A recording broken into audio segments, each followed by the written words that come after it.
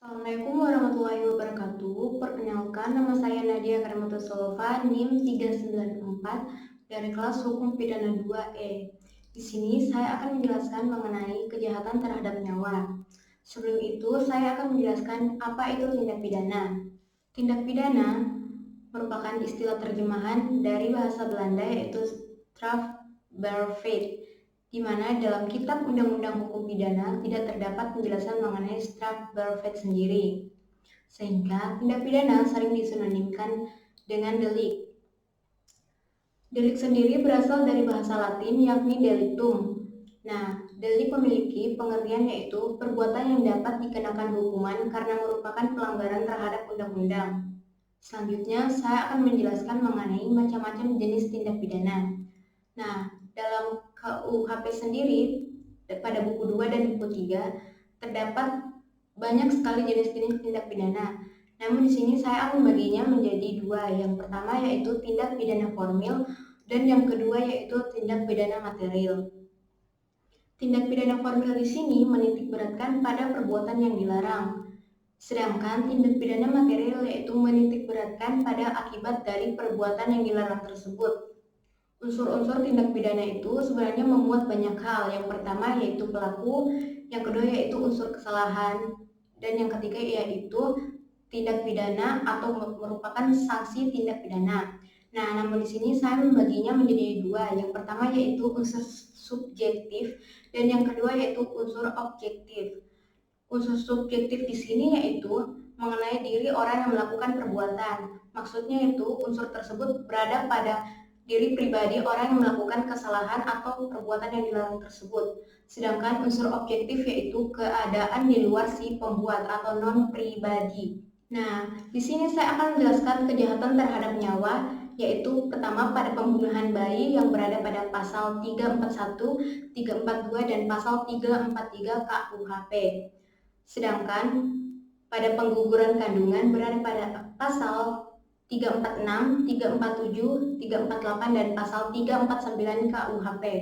Sebelumnya saya akan menjelaskan dulu unsur-unsur pidana pada pasal-pasal tersebut dengan warna-warna. Nah, pertama unsur subjektif saya memberi warna yaitu merah dan coklat, sedangkan unsur objektif yaitu biru, kuning, hijau, ungu. Selanjutnya pada pasal 341. Nah, di dalam pasal itu tuh menerangkan bahwa seorang ibu karena takut ketahuan melahirkan anak pada saat anak dilahirkan atau tidak lama kemudian dengan sengaja merampas nyawa anaknya diancam karena membunuh anak sendiri dengan pidana penjara paling lama 7 tahun.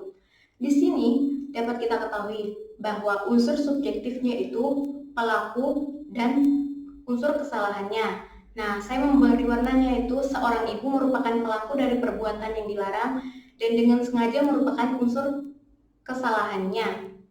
Nah, merampas nyawa anaknya di sini merupakan unsur objektif. Diancam karena membunuh yaitu merupakan tindak pidananya dan anak sendiri merupakan objek dengan pidana penjara paling lama 7 tahun merupakan sanksi dari bentuk tindak pidana. Kapan sih pasal ini digunakan? Nah, pasal ini digunakan apabila seseorang yang melahirkan anaknya, baik itu seorang wanita yang melahirkan dalam perkawinan maupun tidak perkawinan, melakukan pembunuhan itu secara tiba-tiba atau tidak direncanakan terlebih dahulu, maka ia dapat dikenakan pasal tersebut. Contoh kasusnya yang itu kejadian yang ditampilkan pada slide tersebut. Nah, dalam kejadian tersebut, wanita ini merupakan seorang janda yang melahirkan anaknya sehingga ia mengubur hidup-hidup bayinya. Nah, kronologi dari kasus ini yaitu wanita tersebut merupakan pekerja TKW di Qatar. Sehingga pada saat ia pulang kampung, ia ternyata dalam keadaan hamil sehingga malu ketahuan bahwa ia hamil dan memiliki anak padahal ia dalam status janda. Ia pun mengubur bayinya setelah ia melahirkan. Sehingga di sini dapat kita ketahui bahwa pasal 341 dapat dikenakan atau dapat diberikan sanksi kepada wanita tersebut. Selanjutnya, pasal 342. Nah, di dalam pasal tersebut menyebutkan bahwa seorang ibu yang untuk melaksanakan niat yang ditentukan karena takut akan ketahuan bahwa ia akan melahirkan anak pada saat anak dilahirkan atau tidak lama kemudian merampas nyawa anaknya diancam karena melakukan pembunuhan anak sendiri dengan rencana dengan pidana penjara paling lama 7 tahun. Syarat seseorang dikenakan pasal tersebut yaitu apabila seorang ibu tersebut memiliki rencana dia membunuh bayinya tersebut. Berbeda dengan pasal 341 yang tidak direncanakan terlebih dahulu. Selanjutnya pasal 343. Nah, pasal tersebut menyebutkan bahwa bagi orang lain yang turut serta melakukan kejahatan yang diterangkan dalam pasal 341 dan 342 dipandang sebagai pembunuhan atau pembunuhan berencana. Dengan demikian, maksud dari pasal tersebut yaitu bagi orang lain yang melakukan atau yang ikut serta membantu seorang wanita atau ibu tersebut untuk menggugurkan atau melakukan pembunuhan bayinya, maka ia akan dipandang sebagai pembunuhan atau pembunuhan berencana. Pasal 346. Nah, di dalam pasal 346 sendiri menyatakan bahwa seorang wanita yang sengaja menggugurkan atau mematikan kandungannya atau menyuruh orang lain untuk itu diancam dengan pidana penjara paling lama 7 tahun. Bagaimana sih syarat atau kapan pasal tersebut dikenakan oleh atau diberikan sanksi kepada wanita tersebut? Syarat untuk digunakannya pasal 346 yang pertama yaitu apabila wanita tersebut tidak dalam keadaan medis darurat di mana harus mempertaruhkan atau mempertahankan janin sehingga ia diperbolehkan aborsi. Yang kedua yaitu apabila janin tersebut atau keadaan hamil wanita tersebut bukan merupakan dari perkosaan. Nah, seperti pada Undang-Undang Nomor 36 Tahun 2009, Undang-Undang Kesehatan menyatakan dalam pasal 75 ayat 2 bahwa seseorang yang boleh melakukan aborsi itu apabila yang pertama dalam keadaan medis darurat dan yang kedua yaitu apabila bayi tersebut merupakan hasil perkosaan. Nah, di sini saya akan memberikan salah satu contoh mengenai pasal 346. Dalam pasal 346 sendiri di sini, contoh kasusnya yaitu seorang wanita yang berpacaran selama 7 tahun, namun karena tidak direstui orang tua itu, wanita tersebut menggugurkan kandungannya.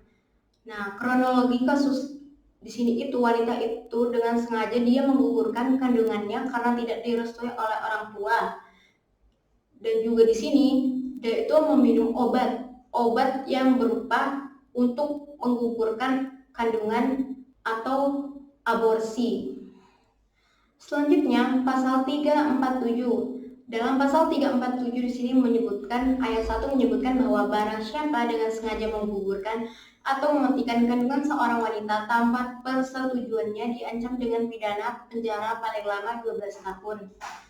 Nah, nomor 2, ayat 2, jika perbuatan itu mengakibatkan matinya wanita tersebut, maka akan diancam dengan pidana penjara paling lama 15 tahun. Syarat digunakannya pasal ini pada orang yang diberikan sanksi yaitu apabila orang tersebut menggugurkan kandungan dari wanita ini tanpa persetujuannya. Dan yang kedua yaitu apabila ia melakukannya dengan sengaja. Selanjutnya pasal 348. Dalam pasal 348 ayat 1 menyebutkan bahwa barang siapa dengan sengaja menggugurkan atau mematikan kandungan seorang wanita dengan persetujuannya diancam dengan pidana penjara paling lama 5 tahun 6 bulan. Nah, ayat kedua menyebutkan bahwa jika perbuatan itu mengakibatkan matinya wanita tersebut, maka diancam dengan pidana penjara paling lama 7 tahun. Nah, syarat di sini, syarat untuk dikenakan pasal 348 yaitu apabila orang yang membantu untuk menggugurkan kandungan wanita ini melakukannya dengan sengaja, dan yang kedua apabila dengan persetujuan dari wanita tersebut. Di sini saya memberikan contoh kasus pada pasal 348. Nah, dalam contoh kasus tersebut itu kronologinya yaitu wanita ini bersama pacarnya mereka menggugurkan kandungannya. Nah, pengguguran kandungan ini dilakukan dengan bantuan dari pacar wanita tersebut. Sehingga si pacar di sini dapat dikenakan pasal 348. Nah, pasal 349. Dalam pasal 349 ini menyatakan bahwa jika seorang dokter, bidan, atau juru obat membantu melakukan kejahatan berdasarkan pasal 346 atau melakukan atau membantu salah satu melakukan kejahatan yang diterangkan dalam pasal 347 dan 348, maka pidana yang ditentukan dalam pasal itu dapat ditambah dengan sepertiga dan dapat dicabut hak untuk menjelaskan pencarian dalam mana kejahatannya dilakukan. Syarat untuk dikenakan pasal tersebut yaitu pada saat seorang dokter ataupun bidan ataupun juru obat secara sengaja atau membantu mereka melakukan pengguguran kandungan. Nah, di sini saya akan menerangkan contoh kasusnya.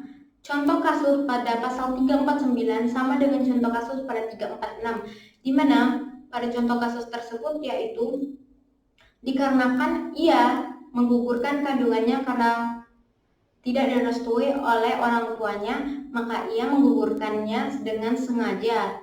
Nah, dan di sini dia menggugurkan kandungannya dengan meminum obat. Obat di sini seharusnya harus dalam awasan dokter ataupun juru obat sendiri. Sehingga juru obat di sini dapat dikenakan pada pasal 349 untuk dimintai pertanggungjawaban. Oke, sekian dari saya. Terima kasih.